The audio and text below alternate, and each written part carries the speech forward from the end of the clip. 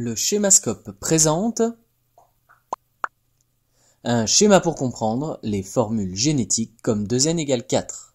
En ce qui concerne le karyotype de l'homme, on dit indifféremment qu'on possède 46 ou 23 paires de chromosomes. Ces deux dénominations veulent dire la même chose et sont le plus souvent représentées par la formule 2n égale 46. Représenter donc 46 chromosomes dans un schéma, c'est trop compliqué. Alors on choisit souvent un exemple plus simple d'un organisme théorique à 2n égale 4. Que signifient précisément les termes de cette formule génétique et comment peut-on appliquer ce type de formule pour comprendre l'organisation des génomes? Nous répondrons à ces questions en expliquant ce que veut dire 2n égale 4, puis on appliquera le même raisonnement avec un autre exemple, 4n égale 12. Tout d'abord, la partie gauche de l'équation, le 2n. Il correspond à la ploïdie de l'espèce, c'est-à-dire le nombre de versions du matériel génétique que possède chaque cellule de l'organisme considéré. Dans une cellule adulte en phase G1 de l'individu, on trouvera tous les chromosomes composant le karyotype de l'espèce en double. Dans le schéma, un lot de chromosomes bleus numéro 1 et 2 possède à l'identique des chromosomes homologues rouges 1 et 2. Dans notre schéma, les petits figurés de couleur représentent les chromosomes qui possèdent une ou deux branches. Pour expliquer la présence en double du matériel génétique, on sait qu'un des deux lots provient du spermatozoïde du père, ici les chromosomes bleus 1 et 2, et l'autre lot provient de l'ovocyte de la mère, ici les chromosomes rouges 1 et 2.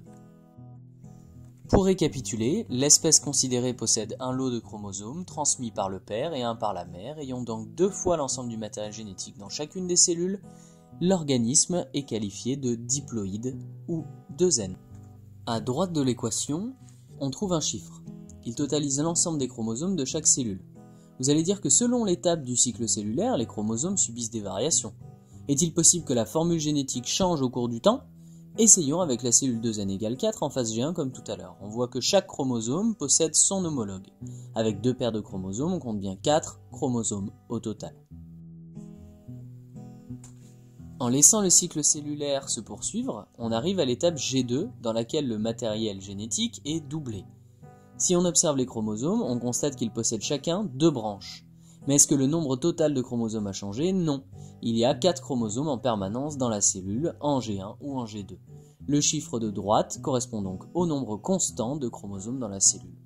On peut conclure que la formule génétique d'une espèce reste inchangée, quelle que soit l'étape du cycle cellulaire à laquelle on observe la cellule, que ce soit pour la ploïdie ou le nombre total de chromosomes. Pour le cas d'un organisme à 4n égale 12, l'organisme est tétraploïde, c'est-à-dire qu'il possède 4 fois l'ensemble de son matériel génétique. De plus, il possède 12 chromosomes au total. Il y a donc 4 lots de 3 chromosomes, 1, 2 et 3, un lot noir, un lot rouge, un violet et un bleu. Ceci signifie que chaque parent a transmis 2 lots de chromosomes. Dans notre exemple, le rouge et le bleu par le père, et le noir et le violet par la mère. Et voilà, c'était un schéma pour comprendre les formules génétiques comme 2n égale 4 ou 4n égale 12 présentées par le schémascope.